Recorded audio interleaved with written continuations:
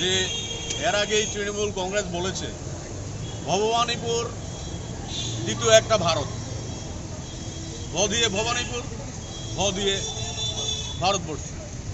ভবানীপুরে গণনা চলছে, আমাদের জনপ্রিয় নেত্রী 50,000 ভোটে এগিয়ে রয়েছেন, আরও 8টি রাউন্ড বাকি রয়েছে। আমরা আশা করব 1 লক্ষ অধিক ভোটে উনি বিজয়ী হবেন।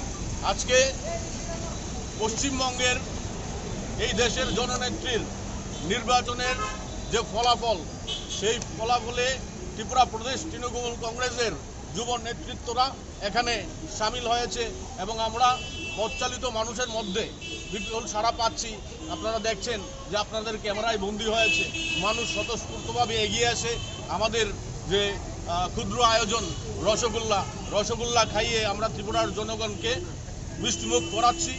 আমরা আজকে খুবই আনন্দিত যে আমরা তৃণমূল কংগ্রেস এই রাজ্যে ধীরে ধীরে এগিয়ে চলেছে। সারা রাজ্যে আমাদের বর্তমান সাংগঠনিক ত্রিপুরা তৃণমূল প্রদেশ কংগ্রেস আর কিছুদিনের মধ্যেই আমরা মাস জমায়েত করব। যখন 144-এর বিধিনিষেধ উঠে যাবে, আমরা 25-30 হাজার লোকের জমায়েত করে আমরা জানান দেব যে তৃণমূল এই রাজ্যে প্রধান প্রতিপক্ষ হবে এবং 2023 বিধানসভা নির্বাচনে তৃণমূলের সরকার ত্রিপুরা রাজ্যে প্রতিষ্ঠিত হবে।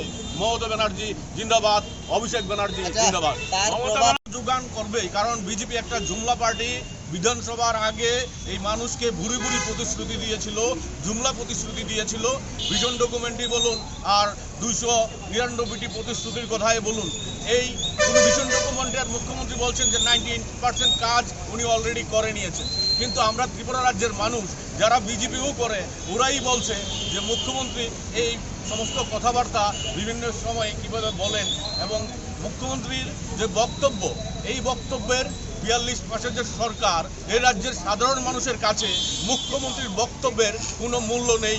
সেটা এই রাজ্যের জনগণ বুঝে গেছে, মানুষ বুঝে গেছে এবং বিজেপি যারা দলে রয়েছেন, যারা আসবেন, তারাও বুঝে গেছে যে এই প্রথম মুখ্যমন্ত্রী ত্রিপুরা রাজ্যের জনগণ পেল যার বক্তব্যের কোনো মূল্যায়নই এই রাজ্যের মানুষরা করে না।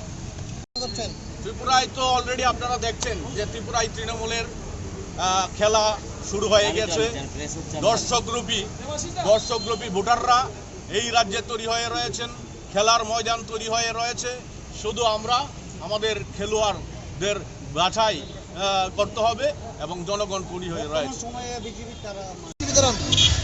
আজকে আমরা সবাই জানি যে আমাদের মাননীয় মুখ্যমন্ত্রী ভবানীপুর থেকে 50,000 থেকে বেশি ভোটে লিড করছে। আমরা সবই জানতাম যে দিদি জিতবে, কিন্তু আমার কাছে অপেক্ষা ছিল আজকের দিনে আর আমরা 70,000 ভোট পার করব। জিত শুধু দিদির নয়, আমাদের আজকে ত্রিপুরার মানুষও আজকে এটাকে এনজয় করছে, কারণ মানুষ বাংলার মানুষ তো বিজেপিকে প্রত্যাখ্যান করেছে, তাকে নদীতে ভাসিয়ে দিয়েছে। বিজেপিকে আর চায় না। আজকে এখানে প্রমাণিত যে ত্রিপুরার মানুষও আর বিজেপিকে চায় না। আগামী দিন দেখতে পারবেন 2023-এ তৃণমূল ধুলিস্টান, এই বিজেপি ধুলিস্টান, তৃণমূল এখানে সরকার আছে।